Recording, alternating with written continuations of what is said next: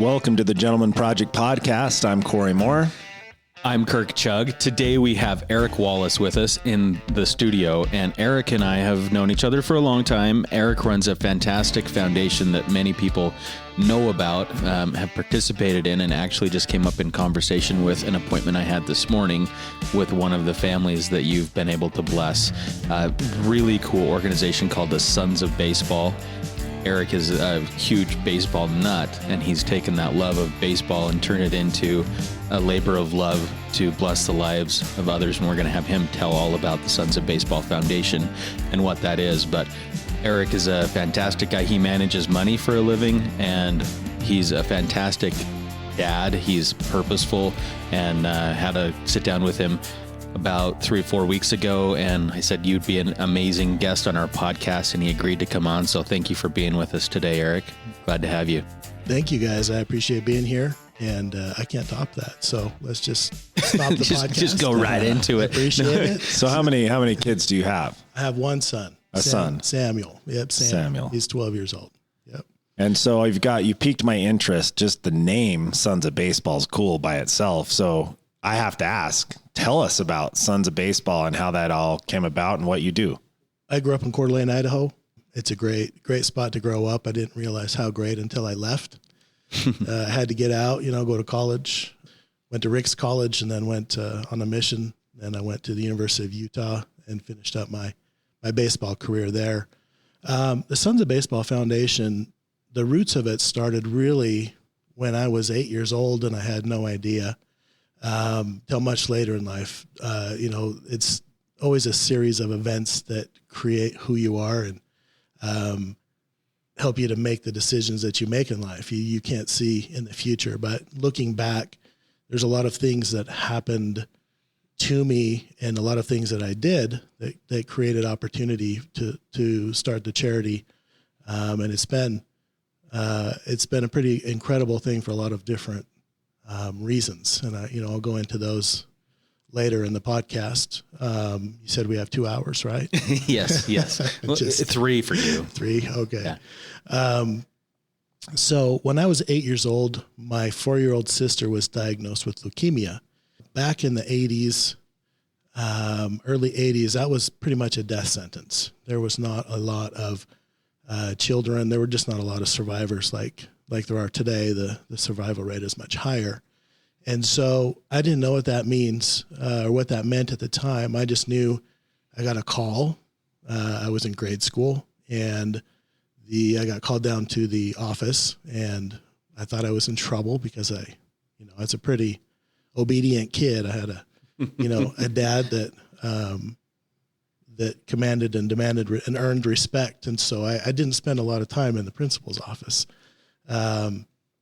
So they just said, you need to go to your uncle's house. And my uncle's house was about two houses from the school where I went.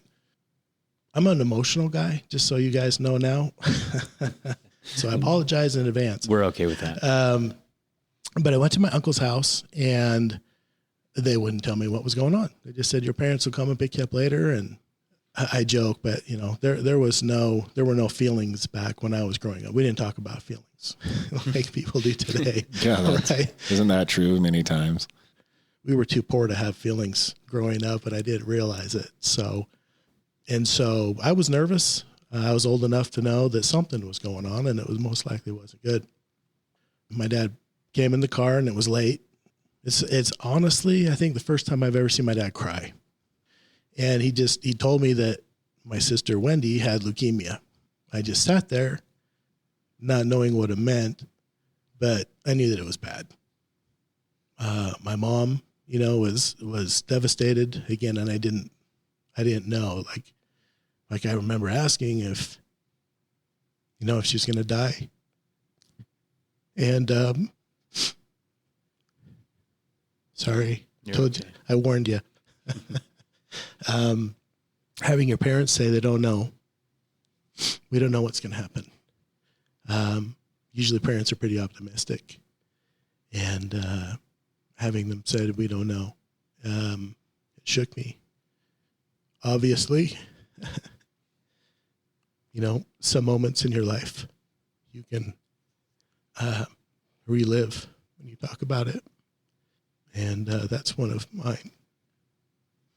So my sister, I will get to the end right now and say that she's still alive. Okay. So happy ending. Huh. She survived. It was 6 years of treatment. And, Christmases for most people, most kids, especially that age, 8 to 14, was worried about a lot of other things. But ours was, is my sister going to be with us? Is my sister coming home? I'll never forget those. Like, again, you can go back and you can remember exactly how you felt. And that really changed our family. It changed the dynamic of our family because I'm the oldest of 4. I have 3 little sisters. And Wendy is the oldest of those sisters. So she's just under me. But really the focus for the next 6 years was Wendy, was my sister.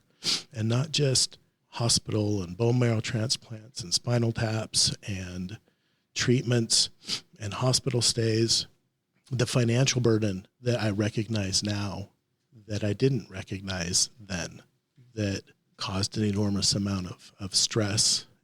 Interestingly, I just got back from Wyoming on Sunday. My parents live in Star Valley, Wyoming, and I took my 12-year-old son ice fishing for the first time. And I am a believer in being present in what you're doing. I sat there and watched my dad fish with my son, who were facing the opposite way on the ice, right? They were in their own little worlds. Again, trying to be present in the moment. I recognized that as I sat and watched them, and I asked my dad to tell his father's story to my son. And so they turned on the ice, they faced each other, and my dad started telling his story to my son. And again, it's, my father was 16 years old and driving a logging truck in Coeur d'Alene, Idaho, and went off a cliff, rolled. His father was killed in the accident. So his father died in that accident. My father's father died. Wow. In the accident. That changed the trajectory of his life. I bet. Forever. Going back to the ice fishing, before I get into, tying this back into the Sons of Baseball, but I saw that as an opportunity, and I just sat there as my dad told that story, and I'm sitting there thinking the whole time, like, I'm absorbing it, and my son, I'm proud of my son. He asked a couple questions. My dad went into the military, told that story, told some great stories about basic training. And so it's probably 2 hours of my dad just kind of, telling his life story on the drive back Sunday from their house. My son, after having this great experience and watching this, he goes, "Man, Grandpa sure talks a lot. You asked him one thing and he talked for 2 hours." So I'm thinking all this great wisdom and this great moment, and, my son just, wanted to look at his phone after, or, and he won't forget that day though. But as you guys know, that he'll remember that forever. Totally. It won't be till later in life where he's like, that was one of the greatest days of my life. We caught one fish, but that was one of the greatest days of my life. But I'm sure you guys could share your experiences that you had that you didn't know at the time would be something that you remember forever. Yeah, we all have those, don't we? Mm-hmm. We do. Sports became my escape. So while my parents, especially my dad, was focused on paying the medical bills, which I know now as a father and recognize, he worked. He's always been a great example of work. He worked 10, 12 hours a day. He would come home and work. He still does that. He's 77 and, has 30 cows, and all he does is hay all day and night, And my mom was a great nurturer, told me I was the best and the most handsome and that I could do anything. And so I had, the great examples of work and hard work, and also the belief that I really could do anything, that it was, if I didn't do something, it was on me. Then I went to University of Utah after Rick's and played there for a couple of years. And the love of baseball just never went away. I just loved, it was just like part of me. So I love competition. The opportunities that baseball opened for me, I get back to the name, the Sons of Baseball Foundation. Baseball kind of raised me. Sports kind of helped raise me while my parents, again, great parents, but focus at times was on other things. And so as I was looking back, I was getting ready to turn 40. For some reason, I was feeling my mortality. I've always been called an old soul, but I felt old. Like I mentally, I was like, I looked at my life. I looked at kind of where I was. Great relationships, people I love, people that love me, great work. I've been very blessed with work, and the strong work ethic from my parents has helped me succeed. Again, opportunities and hard work. And I started thinking about my bucket list. Honestly, this started as a pretty selfish thing. It evolved into something great, but it started as something for me that I wanted to do. Brett Favre, I went on a mission to Wisconsin, and that was at the beginning era of Brett Favre. I love Brett Favre. I love the way he played the game. The guy was happy. He played happy. I played angry. I was not that guy. I was a very angry. I hated everybody on the other team. I never liked them. Like I wanted them to hurt. I wanted them to lose. Like I wanted punished, And Brett, I wish I would have not been like that. But Brett Favre was the opposite, the antithesis of that. And I loved that.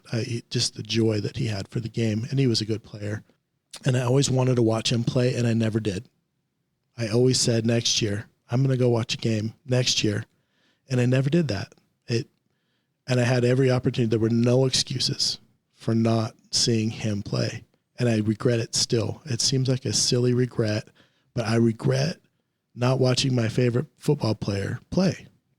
Chipper Jones was one of my favorite baseball players. I'm not really a Braves. Before the Sons of Baseball Foundation, I wasn't a Braves fan. Having the experience, Chipper Jones was getting near the end of his career. They said he was retiring, like he was going to retire. And I said, I got to go. I have to watch Chipper Jones play.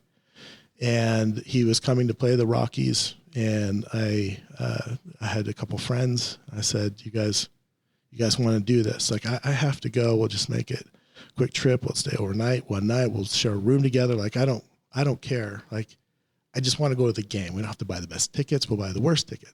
I started it as I kind of put out a Facebook manifesto of, live your life now. Whoever wants to meet, just be there. And I'm going to try to do one a year, maybe two. And whoever wants to show up, just come. I'd love to see you, people in my life. It was actually at this game. It was a crazy game, went into extra innings. There were a couple things that happened during that game that made me reflect on the game. Third base coach, he saw my Orioles hat because we were sitting about 12 rows back on the third base side. He looks, he's like, hey, Orioles fan. Like, so he points me out of the crowd. Like, the game is just starting. First guy steps in the box. He points me. Hey, Orioles, eye contact. Like that doesn't happen, does it? Like, maybe it does. I haven't been to a lot of games. I doubt that happens that much. Yeah. Yeah. Where there's that connection or just the minute of time where it like sucks you into the game. We had a blast and we became friends with Usher. We were there for 3 games, and it was actually on the bus ride back to the airport for the flight home where I said, what if we did something different with this? What if we did a charity instead of like our plan to just kind of go see every stadium? We can pretty much recreate what happened. We don't know if we can get on. Like, I had no baseball connection. I was out of baseball for so long, and I'd never played past college. So I had a couple of friends that got drafted, but they were no longer in it, and no real connection with Major League Baseball. I've been blessed in my life. I have a healthy son, great job. I've been blessed. We can recreate that. We can buy the best tickets. We can get them right next to the field. We can't we can't determine if there's a player, if somebody will come over, but we can buy jerseys, we can get great tickets, and we can pay for everything. and that would be a fun day. If that's all that happens, that's a fun experience. That's a fun time. And the guys, John and Chad Christensen, John Alquist, they were like, yeah, I like that. I was going to make this happen. I had another great friend, Mark Christensen. He and his wife started a foundation, Angels Hands. You guys should have Mark in here too. Just an amazing guy. He had kind of a grassroots, had grown into something great. And I had gone to his charity several times. And so I went and I talked with him and his wife. John and I went. We said, we're thinking about doing this, but we want to ask you, should we do this or not? Mark was like, yes. And his wife, Roxanne, was like, no. And we were like, we want it. And we got both. And it was both like the best advice for the reasons why. Mark was like, if you're passionate about it, you should do it because you're going to do a great thing. And Roxanne Christensen was, she said, don't do it because it's a lot. It's going to take a lot of your life.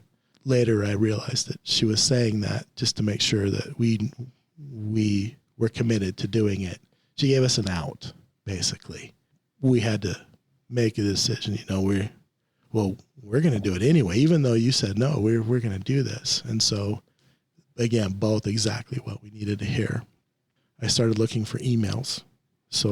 And you can't really find front office MLB emails on Google. And I researched. That's what I do. And I couldn't find anybody.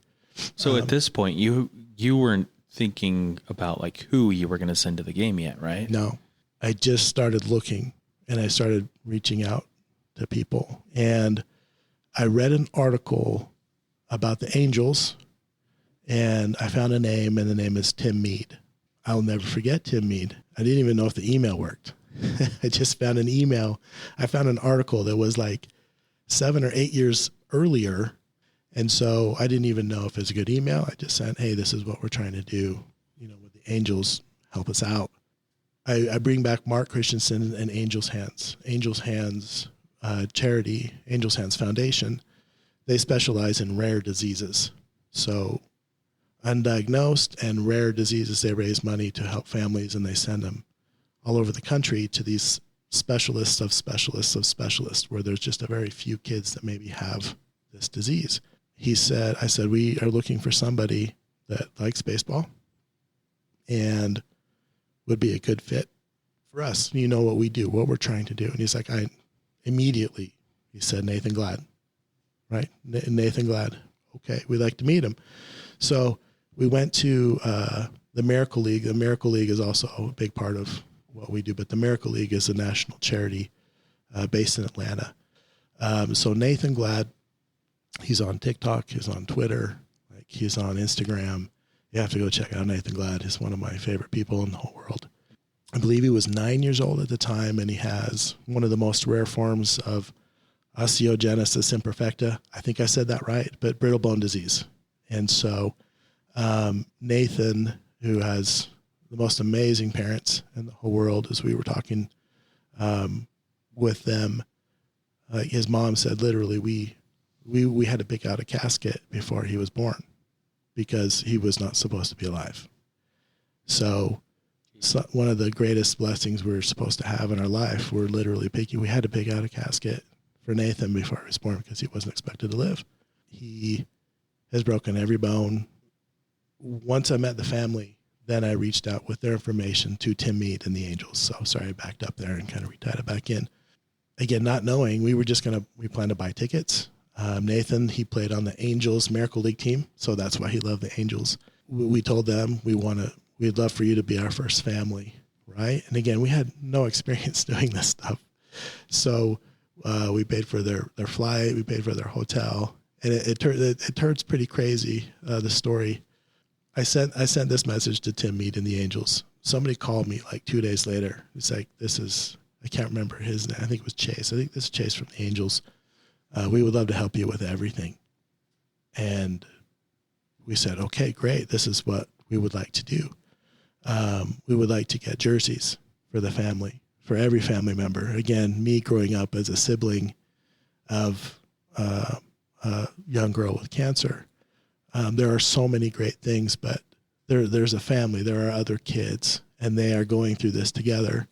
And a lot of time the focus is on, as it should be, 100%. The focus should be on the person with the disability or cancer. But I grew up also as the other kid, right? The other kid. The one that kind of gets forgotten through the whole process. Yeah. And so as we were looking at it, what is this going to do for mom and dad? Well, we're going to pay for everything. We're going to take care of everything. So all the logistics, we're going to take care of all the money. So what are parents going to worry about for this experience? And so we took care of that. Things during the game, we took care of that. Like we get all the food, we get everything. So once we told the family, we're going to take care of everything. Angels games.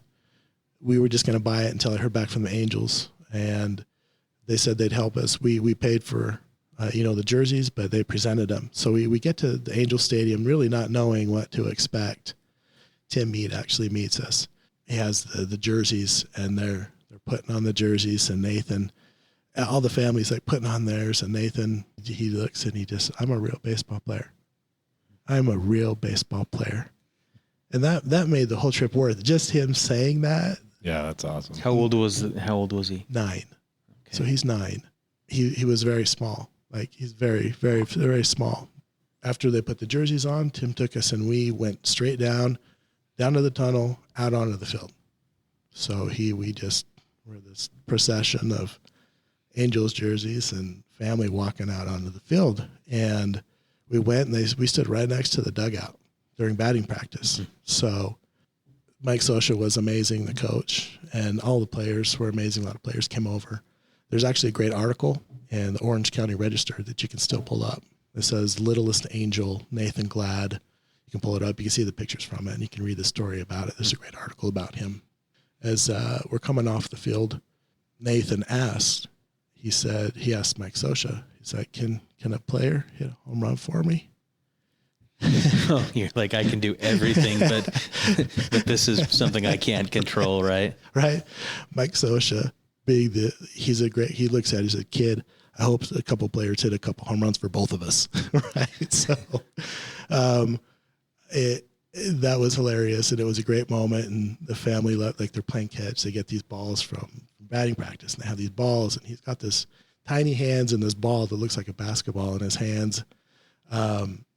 While his dad's holding him, and the family's just kind of taking all of batting practice. It's just different. The closer you get, you can hear it. Like you can hear the ball, and it sounds different when the big guys hit it.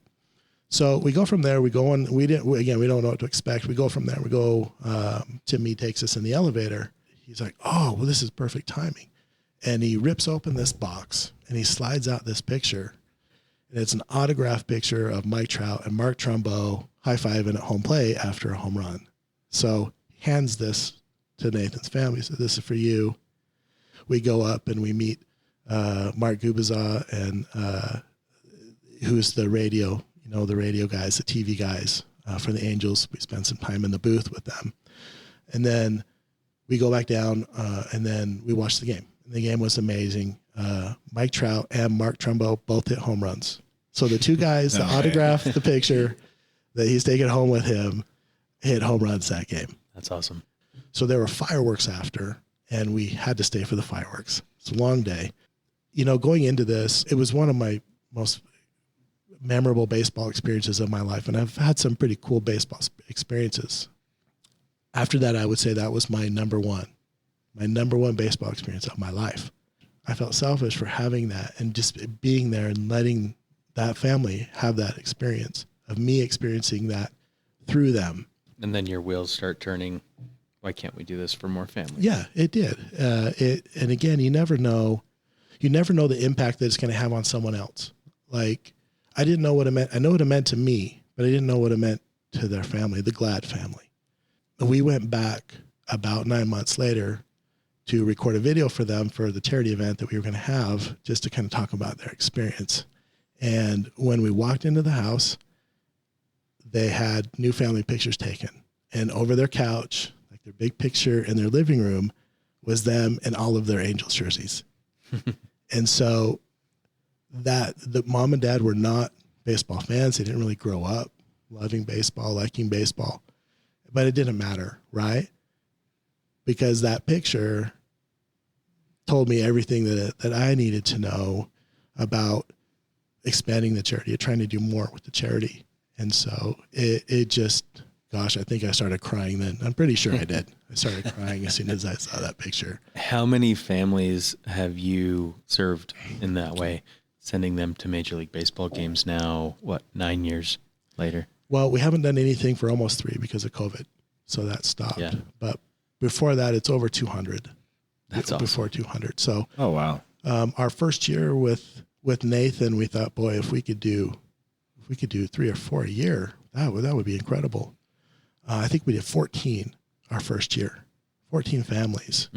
And we were really able to maximize the dollars, and every team that we reached out to on different levels, they're able to help and not help. But You probably know most of the Major League Baseball front offices now. I think we work with 22. Yeah, cool. And the others are just because we haven't had families that have gone there. But we do have some amazing, connections with a lot of like the Giants and the Angels. They're, they're like, just give us the date, and like they know. Yeah. And we have some pretty amazing people. Tony Parks, you guys know Tony is on the radio and works with the Jazz, and again, one of my best friends. And through this, and he is him and Tommy Bradshaw run a lot of our, we call them MVP experiences, but they're the two main guys, and Tony's kind of the head of that. And cool. He is the most amazing guy. Like, he has his own story with losing 2 daughters. That's what brought him to us. Is he loves baseball, but he had 2 daughters that were born prematurely and lost them.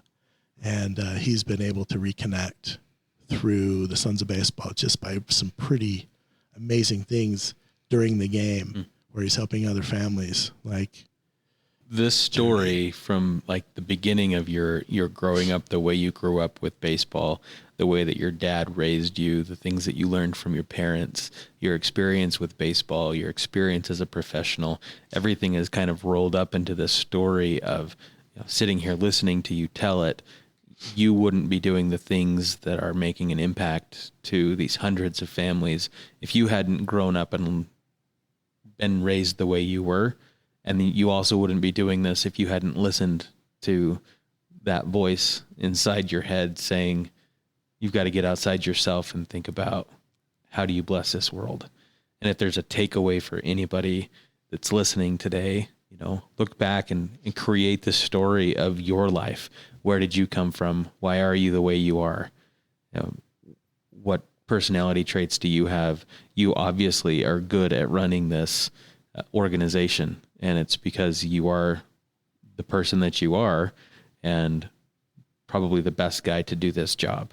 The love of baseball, the love of people, being able to be blessed. Like, you look at it and it's just connecting the dots all the way back to your childhood and your experience with Wendy when she was 4 years old. Like, it's pretty cool, incredible story to see all the dots line up. I had a good idea, right? And it was the right moment for me. The most important, I think of anything that's worthwhile is having people that are also, that want to be part of it and are special people that become part of it, that make it great. So it was a good idea. But the people that have come along, like Brad Wingett now is president. I'm chairman of the board. Brad is president. Trent Perry is just been there. He's always been there. Just whatever we can do to help, and Brad as well. Amazing guys. And Tony and Frank Layden and Richard Smith, and I could name so many people. It's more of the people that have kind of pushed it along, because I've had my ups and downs. I have. You get burnout just like with anything else, and it's really the support people that are not support all the time. They're leading. You know what I mean? Mm-hmm. And that's really what's made it what it is today, is the people that have come along, like a Bucky Dent, who will do anything. One of the best people I've ever met. Mike Sweeney with the Royals, one of the greatest people. He might be the best person I've ever met. And so when you get those people, and Rudy, Rudy helps us out with fundraising too, with trips to Notre Dame. Like, I've been to Notre Dame with Rudy for fundraisers for the Sons of Baseball Foundation. I talked to him yesterday about which game are we going to do this year. But it's really the people that come along the way, whether they're here for 5 or 7 years, or whether they're here for 2 months, or whether they're here for one game, like Jim Abbott. Jim Abbott has really helped us out a lot too. The pitcher that threw a no-hitter with one hand. It's people like that have made it really what it is. That's awesome. So it goes from a good idea to something special because of everybody that's been involved with it. Yeah. Agreed. I actually can identify with that a lot, because the Gentleman Project was my idea, but without the guy sitting to my left, it wouldn't be anything like it is today. So then Kirk has to keep me going sometimes too. So, well, man, we could listen to this story even longer, but we're out of time, and I'm pretty sure we could go for 2.5, 3 hours. So I appreciate you telling that story, a heartfelt story, a story about really the intertwining of things in your life that crescendoed into the Sons of Baseball and who you are today, and all these amazing people who've supported and helped you lead that cause. So thanks for telling us that story. We always end the podcast with the same question, and that is, what does it mean to you to be a gentleman? When I met Kirk, Kirk's a special guy. I mean, everybody that knows Kirk really knows it. There's something different about him. I like those people in my life. Being a gentleman to me, again, I had a great example of a father, is being somebody that the people who matter to you in life are proud of. In your interactions with your family, your children, if your mom or dad is watching, or other people of influence that have spent their time on you. Gosh, do I have to end up being emotional too? I started up being emotional, but would they be proud of you? Are the way that you are living your life? Are the decisions that you're making? And nobody's perfect, and I'm far from perfect. I have so many mistakes of my own that I'm not proud of, but it's important to me to be a good father, a great son, friend. And so are the interactions in general that I have, do I leave people better or worse? Do I take from them or do I give to them? That's what it means to me. I'm grateful for having that thought, and you put that thought in my head, is who am I, and how it makes you think about how you treat people and the person that you are. And so that's what it means to me, is just a constant reminder to be good and to do good things. So, well, you're definitely what we call a net contributor to society. So thank you for all the work that you're doing. And if people want to engage with, donate to, or be a part of Sons of Baseball Foundation, how do they do that? You can go to our website, sonsofbaseball.org. I'll give you my email address too. Whether you're a Yankees fan or not, you have to use my email address. It's N as in Nancy, YYF 74. So New York Yankee fan since birth. NYYF 74 at gmail.com. And you can send me an email. But yeah, I appreciate the opportunity to be here, talk about it. Well, thanks for sharing that. That public email is what changed your foundation's trajectory, right? So thanks for sharing that with us. Thank you for listening to the Gentleman Project podcast. Thank you, Eric Wallace, for being with us today and sharing your story about your foundation and your life. Proud to know you, proud to call you a friend. Hope that this story inspires others to do something great with their life. Thank you for listening. If you haven't subscribed to the podcast, that'd be awesome. Appreciate that. Cory and I look at the downloads every week and we think, man, this is amazing that we're reaching this many people. So we appreciate you sharing it, because it wouldn't be growing without the people who are listening to it, sharing it with the people that they love. So thank you for that. I'm Kirk Chug. And I'm Cory Moore. Have a great day.